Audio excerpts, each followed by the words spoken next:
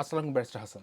ওয়ালাইকুম আসসালাম। আমরা বেশ কিছু ফোন কল পাচ্ছি যেখানে আমাদেরকে জিজ্ঞেস করা হচ্ছে যে তাদের স্পন্সর লাইসেন্স রিভোক হয়ে গেছে অথবা সাসপেন্ড হয়ে গেছে। এখন তারা কি করবে? তারা কি নতুন কোনো ভিসায় সুইচ করার চেষ্টা করবে? বা অনেকে বলে তারা কি অ্যাসাইলাম ক্লেম করবে কিনা? এই এই সিচুয়েশনে আপনার অ্যাডভাইস কি থাকবে? এই সিচুয়েশনে প্রথমে আমি ২ টা ডেফিনিশন ডিসকাস করব। প্রথম হচ্ছে যে রিভোকেশন বলতে কি বোঝায়?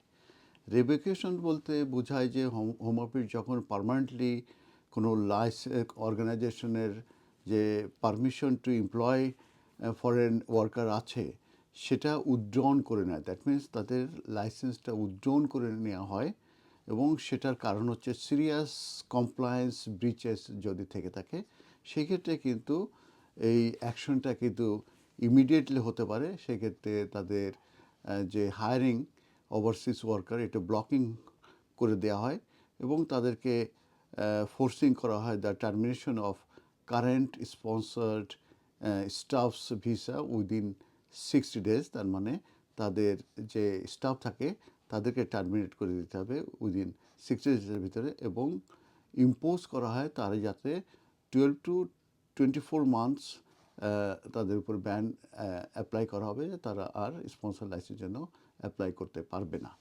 আর সাসপেনশন বলতে যেটা বোঝায় যে ইউকে স্পন্সর লাইসেন্স সাসপেনশন এটা কিন্তু টেম্পোরারি এবং হোম অফিস অ্যাকশন কোনো অর্গানাইজেশন যদি নিয়ে থাকে এবং সেটা যদি তারা কমপ্লায়েন্স এর যে ডিউটি আছে সেগুলো যদি করতে ফেল করে থাকে, বিশেষ করে record keeping, illegal working or failing to pay correct salaries, সেই ক্ষেত্রে কিন্তু ওই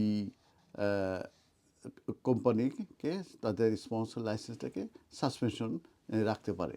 আর ডিউরিং সাসপেনশনে তারা কিন্তু নতুন কস তারা ইস্যু করতে পারে না এবং এক্সিস্টিং এমপ্লয়ার যারা থাকে তারা জেনারেলি আনএফেক্টেড হয়। তার অর্থ হচ্ছে যে তারা কাজ করতে পারবে এবং এই যে তাদেরকে কিন্তু রেসপন্ড করতে হবে এই সাসপেনশনের লেটারের বিরুদ্ধে উইদিন 20 ওয়ার্ক ডেজের ভিতরে। এখন কথা হচ্ছে যে সাসপেনশন হলে কি তাদের যে লিস্ট আছে, হোম অফিসের একটি লিস্ট আছে, সেই লিস্টে কি ওই কোম্পানির নাম থাকবে কি না, ওই স্পন্সরের নাম থাকবে কি না? সাসপেনশন হলে কিন্তু কোম্পানির নাম ওখানে থাকবে না। প্লাস যদি রিভোকড হয়ে যায়, যেটা বললাম ইনস্ট্যান্টলি করা হয়, সিরিয়াস ব্রিচ হলে সেই ক্ষেত্রেও কিন্তু ওই কোম্পানি স্পন্সরের নাম কিন্তু ওই লিস্টে থাকবে না।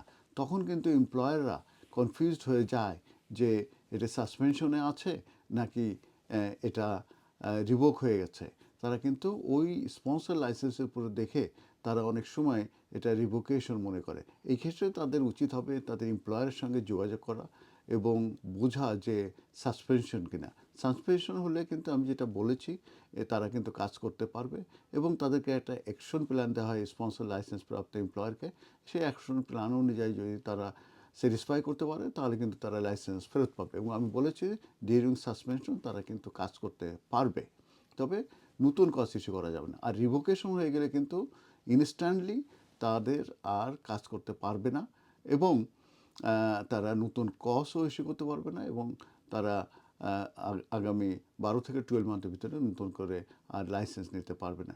এই ক্ষেত্রে যেটা করণীয়, যেটা বলেছি যে এমপ্লয়ারদেরকে বোঝা, সাসপেনশন হলে অবশ্যই আপনারা নতুন কজের জন্য চেষ্টা করবেন না কিংবা চেঞ্জ অফ এমপ্লয়মেন্টে যাওয়া ঠিক হবে না। কারণ সাসপেনশনের যে অ্যাকশন প্ল্যান দেওয়া হয় সেটা যদি স্যাটিসফাই করতে হয় তাহলে কিন্তু আবার ওই লাইসেন্সটা ফিরে আসে এবং তাদের নাম কিন্তু ওই স্পন্সরশিপ লাইসেন্স দের যে লিস্ট আছে সেটা কিন্তু ফিরে আসবে। আর রিভোকেশনের ব্যাপারে হচ্ছে যে তাদের অ্যাপিলাইট থাকে না, কিন্তু তারা জুডিশিয়াল রিভোক করতে পারে এবং জুডিশিয়াল রিভোক করার পরে যদি তারা জুডিশিয়াল রিভিউটা অ্যালাউড হয়ে থাকে তাহলে কিন্তু আবার তাদের লাইসেন্সটাকে রিলিস্টেট হতে পারে। অতএব দুই ধরনের সিনারিও আছে।